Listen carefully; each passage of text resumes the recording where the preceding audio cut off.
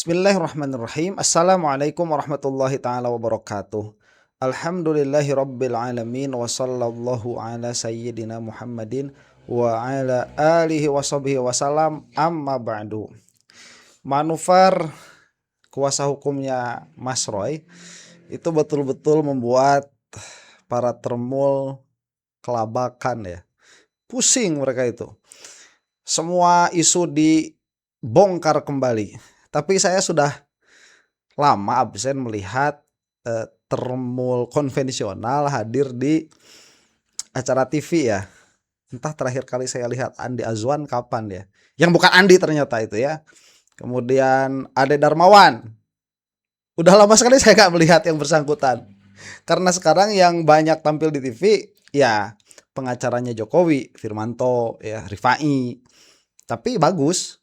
Itu menjadi lebih bermartabat ya media kita tuh kalau mau. Jadi harusnya dibiasakan seperti itu dari awal. Oke. Dan pra peradilan yang ketiga on the way. Itu sebentar lagi landing. Meskipun pra peradilan kedua belum ada putusan ya. Dan kalau saya mendoakan dan sedikit yakin ya 55% lah bahwa ini akan menang pra peradilannya Mas Roy itu. Karena seharusnya memang demikian. Undang-undang ITE kok jadi nggak jelas unsurnya, kan bahaya. Coba lihat kemarin itu Bang Bill. Masa melaporkan Roy Suryo undang-undang ITE lagi? Terus para hacker pakai undang-undang yang mana? Ini ya repot. Nah, dan pra peradilan yang ketiga ini ternyata yang menjadi pokok adalah permintaan ganti rugi terhadap kepolisian. Yang mana kalau ini sampai dimenangkan lagi oleh pra peradilan, ini akan menjadi surprise kedua ya. Karma tuh buat siapa? BH Udin ya, BH Udin.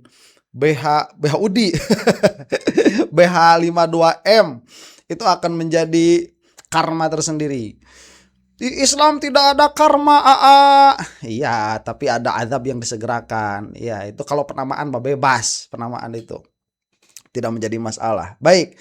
Dan yang menarik, ini direstui oleh Pak Ugro Seno. Dan kita melihat Pak Ugro ini memang sangat konsisten ada di barisan Mas Roy. Meskipun bukan pengacara ya, tetapi concern hati nurani yang bersangkutan Pak Ugro ini yang menjadikan beliau konsisten ada di pihak Mas Roy. Bahkan sampai saat tengah malam saat itu ya, waktu Mas Roy dan Dr. Tifa itu mau dipindahkan dari rumah sakit, itu setia menemani. Nah, ini merupakan sebuah teladan ya, meskipun beliau sudah sudah tidak muda lagi, tetapi masih semangat. Oke, kita lihat saja ini bagaimana perbincangan antara Mas Refli Harun dan Pak Ugro Seno. Kalau tidak salah di sini ada Mas Roy juga. Kita saksikan ya. Mari kita simak. Jadi kawan-kawan semua, kita sudah mengajukan praper yang ketiga. Nah, ini berat banget ini. Praper kedua nanti nunggu putusan hari Senin depan. Nah, ini praper ketiga kita sudah ajukan, jangan-jangan Jumat depan ya, bukan Jumat ini, udah sidang lagi kita. Iya. Tapi memang praper ketiga itu penting karena terkait dengan ganti rugi. Persis. Nah, jadi karena sejak dinyatakan bahwa penggeledahan, penangkapan dan penahanan itu melanggar tidak sah, maka ada standing ya, ada legal standing untuk meminta ganti rugi. Nah, berapa ganti ruginya ya harus kita hitung secara cermat dan dalam tempo yang sesingkat-singkatnya ya. Nah, tetapi saya ingin merefresh ingatan kita mengenai pra peradilan kita ya, yang sudah kita jalani. Pertama adalah pra peradilan mengenai sah tidaknya penggeledahan, penangkapan dan penahanan. Hasilnya adalah dinyatakan tidak sah. Permohonan kita dikabulkan. Kalau dikatakan sebagian ya tentu saja teknis kan. Karena yang diminta itu bukan 3 saja tapi beberapa item. Jadi beberapa diantaranya tidak dikabulkan bukan karena tidak terbukti, tetapi lebih secara teknis hukum itu tidak mungkin dikabulkan. Kira-kira begitu. Harus ada salah kamar tersendiri untuk memintanya, seperti rehabilitasi, ganti itu kan rugi. nggak bisa jadi satu di situ. Tidak bisa jadi satu. Yang kedua adalah Sebentar, nah itu coba-coba ya, udahlah cobain. Gak jadi masalah karena bukan aparat. Siapa Mas Roy ini, coba-coba saja. Udah tahu dari awal juga gak bakalan bisa dimenangkan itu. Bagus. kita khusus mempermasalahkan dijadikannya pasal 32 ayat 1 Undang-Undang Nomor 11 Tahun 2008 tentang informasi dan transaksi elektronik atau Undang-Undang ITE. Ya. Sekali lagi Undang-Undang ITE bukan ITE. Ya, ITE, informasi dan transaksi Karena elektronik Karena itu bahasa Indonesia soalnya. Ya. Bukan teknologi atau information technology, bukan, ya. Tapi ITE, Undang-Undang ITE yang memberikan ancaman hukuman sampai 8 tahun penjara. Nah, kita meminta termohon dapat menunjukkan kepada kita bahwa memang ada minimal 2 alat bukti yang memadai, yang berkualitas agar pasal ini dapat digunakan. Kita tidak menguji substansinya, pokok perkaranya atau menguji benar tidaknya tindakan itu, tetapi kita hanya mengatakan itu entry kepada kasus ini, maka Anda harus berbekal apakah itu alat bukti surat, alat bukti saksi, atau alat bukti ahli, keterangan ahli yang tentu saja keterangannya atau buktinya relevan dengan pasal 32 ayat 1. Ya. Sekali lagi kita tidak bicara benar dan tidaknya, tapi relevan atau punya kualitas. Karena ahli bilang, wah, nggak ada kata relevan dan lain sebagainya. Iyalah, berkualitas, ya kan? Enggak, pokoknya 2 alat bukti. Kalau cuma 2 alat bukti doang, nanti bukti apa aja bisa dipakai. 32 tahun. Enggak begitu cara penegakan hukum. Oke. Nah, untuk kesempatan pertama Mas, karena ini agak serius saya ingin memberikan pertanyaan yang berkualitas juga. Sebentar ya sebelum ke sana. Ini tadi ada permasalahan bagus sekali di awal bahwa setelah ketetapan pengadilan, yaitu pra peradilan, maka Roy Suryo menjadi memiliki legal standing untuk menuntut kepolisian agar memberikan ganti rugi. Nah ini ya harus dipahami oleh para termul, legal standing itu. Kok tiba-tiba si Bang Bill mempermasalahkan ijazahnya Roy Suryo? On itu ya. Tidak ada legal standingnya. Adapun ijazah Jokowi itu sudah jelas dari awal. Kita sebagai masyarakat, siapapun itu punya legal standing untuk mempertanyakan ijazah Jokowi. Itu yang pertama. Yang kedua, tambah lagi sudah ada ketetapan dari KIP. Jadi tambah kuat lagi. Secara prinsip memang sudah memiliki legal standing. Kemudian Hakim KIP menyatakan memang demikian. Itu udah kuat lagi. Makanya UGM tatkala mereka tidak mau memberikan data-datanya Jokowi, mereka harus menggugat dulu ke PT UN tuh. Ya. Gila juga UGM kan. Aduh ini. Kepada Pak Ugro mantan penyidik. Begini Pak Ugro.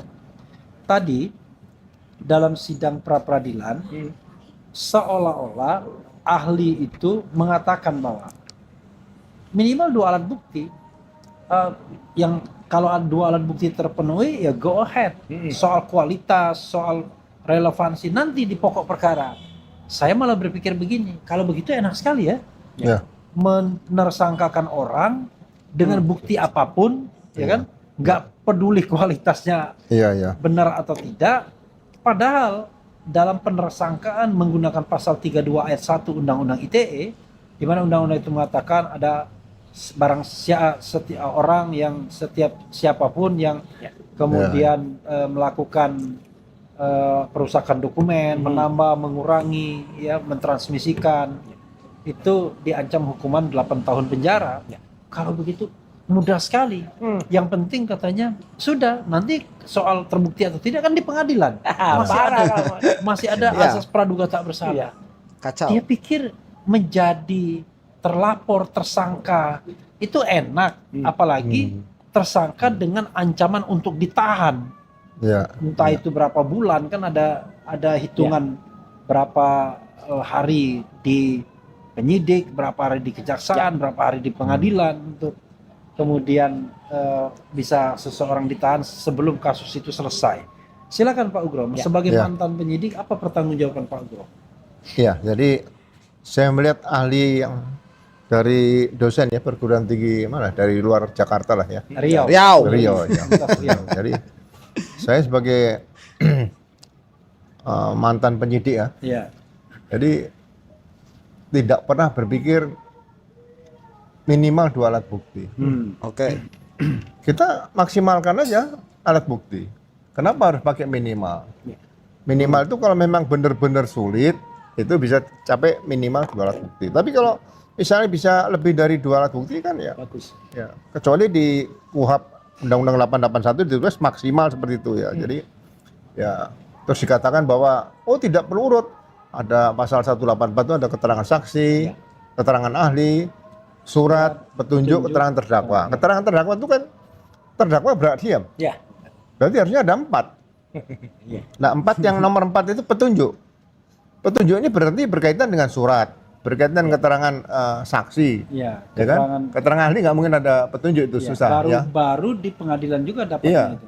Makanya jadi jangan sampai ahli ini melakukan penyesatan pengetahuan seperti itu sehingga nanti akan dipedomani oleh para penyidik atau penuntut umum nanti di seluruh Indonesia. Jadi sekali lagi mudah-mudahan ya arti dari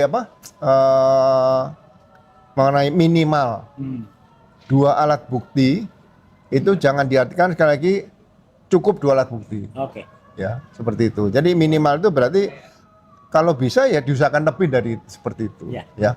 Jadi sangat sedikit sekali tadi katakan Mas Refli bahwa kalau misalnya seseorang dijadikan tersangka cukup dengan keterangan saksi dan keterangan ahli saja. Berapa orang akan masuk penjara seperti itu nanti? Itu saja. Oke, iya. Tapi yang kita persoalkan adalah bukan banyak tidaknya barang bukti atau alat bukti, tetapi apakah alat bukti itu punya kualitas atau punya kualifikasi untuk bisa digunakan dalam penersangkaan menggunakan pasal 32 ayat 1. Nah, ini yang tadi tidak dijawab dia, apakah itu punya kualitas atau tidak. Kita tidak bicara apakah perbuatan Mas Roy terbukti atau tidak, tapi kualitas alat buktinya dulu. Gitu. Ya, Baik, sebentar. Oh, ini Pak Ugro agak off ya tadi. Memang yang ditanyakan tidak terjawab. Dan dikejar sama Mas Refli Harun. Tuh, ini diskusi ya. Ya, ini diskusi mah. Temen juga begitu. Sebentar, Pak. Ini yang kita tanyakan tadi bukan kuantitasnya, tetapi kualitasnya. Kualitas alat bukti terhadap pasal yang didakwakan. Nah, begitu ya, dikejar tuh. Bagus ini. Begini, Mas. Saya perbandingan waktu terjadi perampokan Bank CIMB di Medan. Nah, saya diskusi sama seluruh anggota waktu itu. Saya tanyakan, kalau pelaku benar-benar bisa kita temukan, ya, kemudian ditetapkan tersangka, alat bukti apa yang bisa meyakinkan hakim bahwa dia pelakunya? Nah, itu pertanyaannya. Jadi kalau saksi yang melihat di TKP tempat kejadian perkara tidak ada karena semuanya stres, ya kan? Kemudian sepeda motor nomornya juga dipalsu. Kemudian wajahnya mereka tertutup semua. CCTV tidak ada. Ya. Anggota BRIMOB mati 1. Ya. Kemudian senjata M16 milik anggota BRIMOB yang mereka tembak mati dibawa kabur senjatanya. Jadi kita sepakat apabila tertangkap pelaku ini tidak mungkin alat buktinya itu adalah uang yang mereka bawa dari bank. Karena uang udah habis, uang seri dari makan nggak kelihatan nih. Nah, tapi adalah satu-satunya alat bukti yang kuat adalah senjata api M16 milik anggota BRIMOB yang mereka bawa. Itu satu. Yang kedua, karena saksi dari luar tidak ada, ya kita gunakan saksi mahkota nanti di antara mereka. Kan itu kebetulan pelakunya ada yang kita tangkap pada 8. Nah, di antara mereka nanti saling bersaksi untuk menunjukkan menunjuk kawannya sendiri sebagai tersangka seperti itu. Jadi sekali lagi juga ekstra hati-hati seperti itu, tidak semudah kata orang cukup 2 alat bukti seperti itu. Itu pengalaman, Mas. Baik, sebentar ya, sebelum dari Mas Refli Harun. Ini kan channel reaksi, maaf ya. Saya merinding dengernya, betul ini. Ini Pak Ugro ini polisi jujur. Kalau polisi seperti Pak Ugro itu ya gaji sebulan taikin itu 10 kali lipat tuh. 30 juta, 40 juta, 50 juta sebulan, pantas polisi itu. Kalau cara kerjanya seperti Pak Ugro seperti ini. Coba lihat ya. tadi Pak Ugro mengatakan, ini kan ditanyakan mengenai kualitas alat bukti. Pak Ugro langsung supaya paham, langsung memberikan contoh kasus di lapangan. Perampokan Bank CINB. Gak bisa seenaknya mengambil orang kemudian dikatakan ini perampok, meskipun orang tersebut masih menyimpan uang. Kenapa? Karena uang yang dipegang itu tidak langsung menunjukkan kepada perampokan. Ya kan gak tahu juga uang yang dirampok itu serinya berapa. Tuh coba lihat, ini pikiran polisi jauh sebelum ke persidangan. Jauh sebelum ke persidangan, jauh sekali masih belum ke persidangan. Masuk ke kejaksaan aja belum. Tapi polisi sudah punya filter seperti itu. Untuk menjaga supaya jangan sampai ada salah orang ditangkap. Hanya saja ada yang paling meyakinkan dua di sini. Satu adalah saksi mahkota, yaitu teman dari mereka sendiri. Kalau itu sampai tertangkap. Yang kedua adalah apa tadi? Senjata BRIMOB yang dirampas oleh mereka karena innalillahi wa inna ilaihi rajiun ya. Ada BRIMOB yang wafat. Ya, saya katakan wafat kalau BRIMOB wafatnya seperti itu. Itu insya Allah syahid itu. Ya, mudah-mudahan diberi ampunan oleh Allah Subhanahu wa taala. Saya merinding dengar ini. Ini pola pikir polisi yang benar seperti ini dan semua polisi harus berpikir seperti ini. Ya, Pak Ugro itu pernah jadi Kapolda di Sulawesi sana itu. Pak Ugro itu. Aduh, luar biasa pokoknya orangnya, Pak Ugro Seno. Nah, jadi coba lihat ya, tidak bisa serta-merta ngambil orang, ngambil uang. Tiba-tiba di jalan ada orang bawa uang banyak begitu. Oh, ini tersangkanya, biar ada tersangka saja. Udah nanti terserah di pengadilan. Nggak bisa seperti itu. Dan inilah yang seharusnya dilakukan oleh penyidik Polda Metro. Ini juga yang seharusnya ada di dalam pikiran kejaksaan. Ini juga yang seharusnya ada di dalam pikiran Effendi, sang ahli yang tidak ahli itu yang dari Universitas Riau. Makanya tadi dipertanyakan juga di awal kan, dari mana sih itu orang? Gak jelas. Habis jadi saksi kumpul sama Termul. Ya, nih luar biasa. Saya berdoa kepada Allah Subhanahu Wa Taala. Biasanya kan saya mendoakan supaya para Termul itu binasa ya. Saya berdoa kepada Allah Subhanahu Wa Taala agar para polisi di kita itu 80% saja ya. Apalagi kalau 90%. Itu pola pikirnya seperti Pak Ugro Seno ini. Ini akan luar biasa sekali. Merubah penegakan hukum yang ada di Indonesia. Kita lanjutkan. Kita tahu bahwa ini adalah hukum pidana ya. Yang dicari atau dikejar adalah kebenaran material, bukan kebenaran formil. Apalagi ancaman hukumannya 8 tahun penjara. Nah, yang kita tidak puas dari persidangan tadi adalah pihak termohon dalam hal ini penyidik Polda Metro Jaya itu tidak menghadirkan saksi, tidak menghadirkan ahli yang bisa menerangkan bahwa sudah terjadi peristiwanya benar atau tidak itu soal lain. Sudah terjadi peristiwa sebagaimana disebut dalam pasal 32 ayat 1 tersebut. Misalnya Mas Roy ternyata melakukan pencurian terhadap data milik Pak Jokowi, baik menggunakan jaringan internet maupun menggunakan alat-alat elektronik lainnya seperti flash disk dan lain sebagainya, serta memindahkan atau mentransmisikan. Nah, itu tidak ditampilkan, padahal kita pada hari sebelumnya itu menyampaikan 4 orang saksi yang mengatakan mereka nggak pernah ditanya soal kejadian yang terkait pasal 32 ayat 1 itu. Rata-rata yang mereka tanyakan soal ijazah Jokowi dan soal pencemaran nama baik dan fitnah. Itu saja. Ini yang kemudian kita agak protes juga sesungguhnya. Oke, saya mau beralih ke Mas Roy ya untuk ini. Karena sebagai lawyer juga, jadi saya perlu mengupdate juga. Jadi lawyer host sekaligus narasumbernya. Jadi jangan marah ya pemirsa sekalian ya. Harus gitu. Oke. Nah, untuk Mas Roy kan kalau mau jujur, ini kan ceto welo-welo sesungguhnya untuk dikaitkan dengan pasal 32 ayat 1 sebagai seorang yang sekarang disangka didakwa nanti kalau ada memang pendakwaan. Ahli telematika yang sedikit banyak pasti terkait dengan soal ini. Yang ketiga adalah mantan anggota DPR yang terlibat dalam pembuatan undang-undang ITE ini, yaitu Undang-Undang Nomor 11 2008 sebagaimana diubah terakhir dengan Undang-Undang 1 2024. Apa perasaan apa protes, apa yang ingin disampaikan Mas Roy ketika Mas Roy tahu bahwa Mas Roy dikenakan pasal 32 ayat 1?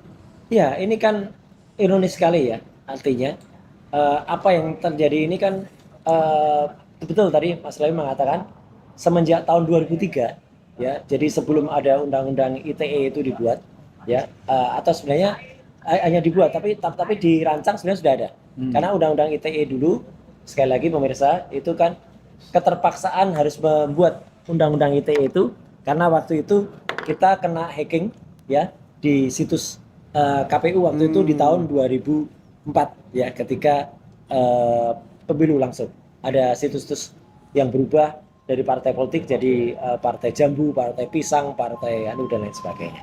Nah, waktu itu baru ada Undang-Undang Telekomunikasi nomor 36 tahun 1999. Singkat kata, undang-undang itu kemudian kita buat cepat dan saya belum anggota DPR waktu itu, masih selaku pengamat independen, ikut terlibat bersama Prof. Henry Subiakto.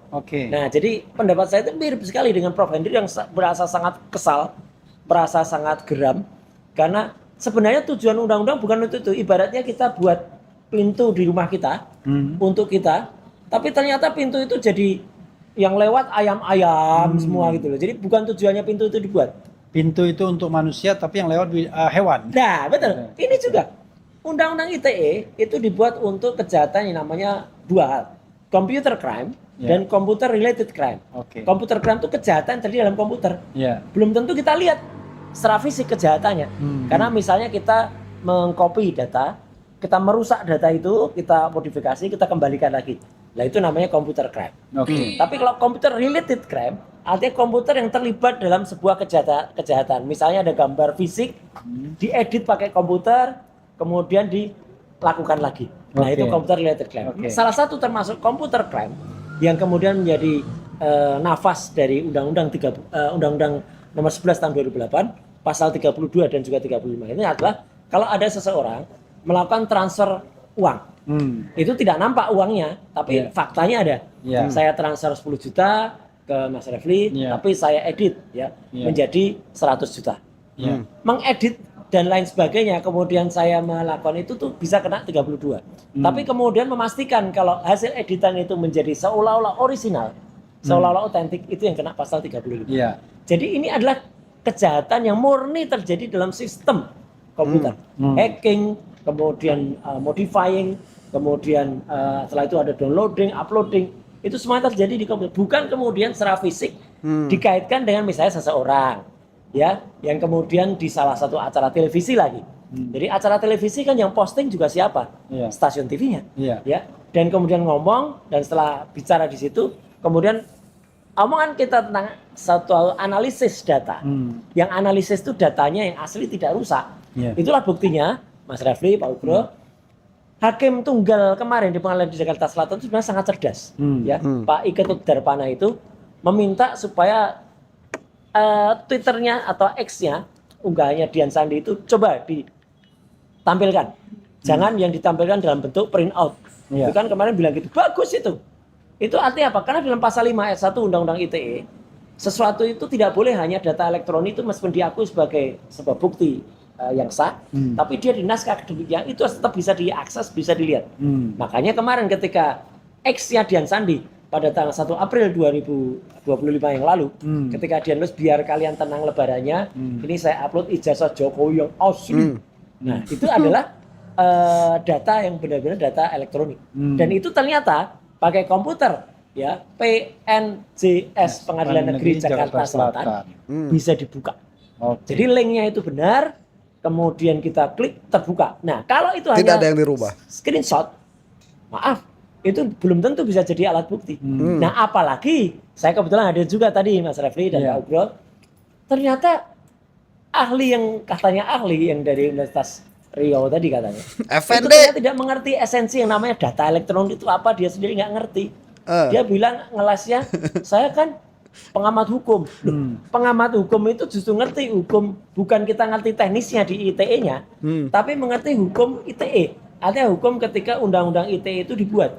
Jadi ngerti penggunaannya untuk apa. Nah ini, Mas, tiba-tiba saya malah yang dikenakan di pasal 32 yang sama sekali jauh panggang dari itu. Bukti yang diributkan adalah bukti analog, tapi kemudian yang diributkan adalah ketika kita mendownload gambar open, ya, itu adalah open to public, ya. Maka kemarin benar ketika ada istilah open source, itu bukan open source ya, tapi itu adalah open to public ya. Jadi itu adalah memang bebas untuk diakses publik, dan kemudian si Dian Sandi juga tidak memprivate, ini penting ya. Dian Sandi tidak melakukan private, Dian Sandi tidak melakukan restricting atas data itu, setiap orang bisa mengakses. Dan nyatanya sampai dengan kemarin ketika diakses di ruang Pengadilan Negeri Jakarta Selatan itu sudah dibuka oleh lebih dari 8,7 juta orang gitu. Jadi artinya data elektronik itu harus dipahami sebagai data yang ada pada sistem elektronik, belum tentu terlihat oleh kita. Jadi kalau ada orang yang mungkin bisa dihadirkan sebagai saksi, saksi itu mungkin tidak melihat loh Mas Refli, mungkin, tapi saksi itu misalnya adalah pengamat teknologi yang dia bisa membaca log data, kemudian dia bisa menelaah dari log itu, nampaklah ada anomali-anomali loh. Ini kok berkurang ya, bitnya berkurang ini, kemudian pindah ke HTTP mana gitu, atau pindah ke alamat mana, URL mana, nah itu baru, itu bisa jadi saksi. Oke. Nah sekali lagi, baik sebentar ya, ini bagus sekali penjelasan Mas Roy Suryo itu ya, lebih sangat bisa dipahami. Jadi dari tadi yang dijelaskan ya, Anda juga sudah paham, saya kira Anda cerdas-cerdas tuh. Kalau subscriber saya itu cerdas-cerdas. Yang balik unsubscribe itu tersinggung saja dengan kenyataan. Kasihan. Ini ya, jadi yang saya lihat permasalahannya itu, Undang-Undang ITE ini diksinya harus dirubah. Saya kira demikian ya, karena kok ada orang bisa memahami Undang-Undang ITE itu menjadi apa ya, katakanlah ketersinggungan lewat media elektronik. Kok bisa jadi seperti itu? Itu bagaimana cara memahaminya? Ya saya juga nggak ngerti mereka itu gimana cara memahaminya. Mau heran tapi ya termul. Ya jadi nggak jadi heran. Kan ini sebagaimana dikatakan asal-muasalnya itu karena website KPU ya kalau tidak salah tadi bahasanya itu kan kena hack. Yang mana menjadikan banyak sekali partai-partai politik berubah nama. Nah cuman mau dihukum gimana? Wah nggak ada hukumnya begitu. Apa yang dilanggar, peraturannya nggak ada. Pada akhirnya dibuatlah Undang-Undang ITE tersebut. Makanya yang paling relate terhadap Undang-Undang ITE misalkan ya, taruhlah game-game bajakan tuh, software bajakan, kemudian perubahan sistem, misalkan bank, KPU ya meretas dengan niat jahat itu pula. Kenapa? Karena tidak semua peretas itu kan berniat jahat. Malah kita tahu Google misalkan beberapa kali memberikan hadiah kepada orang yang mampu meretas ya, karena itu akan menjadi daripada meng-hire orang-orang IT begitu ya, mendingan biarin aja orang-orang menghack, tetapi tidak dengan mens rea untuk memberikan informasi kepada Google, diantaranya mana-mana saja yang dapat di breach, mana-mana saja yang dapat ditembus begitu. Itu kan tidak bukan sebuah kriminal. Lah ini yang tidak ada hubungannya sama sekali dengan breaching, dengan hacking begitu ya. Makanya bahasanya harus dirubah saya kira, seperti merubah begitu ya. Nggak apa-apa pakai bahasa Inggris juga. Ya. Itu harus dirubah saya kira ya bahasanya. Jadi pakai bahasa-bahasa yang teknis supaya orang-orang yang on seperti para termul itu minimalnya kalaupun mereka itu tidak cerdas tapi mereka tidak bisa melakukan laporan-laporan dengan pasal-pasal karet, padahal pasalnya nggak karet kalau mereka paham itu ya. Saya kira waktunya sudah habis. Demikian, mudah-mudahan termul segera binasa. Untuk Anda yang bukan termul, wallahu taala alam bisawab. Assalamualaikum warahmatullahi taala wabarakatuh.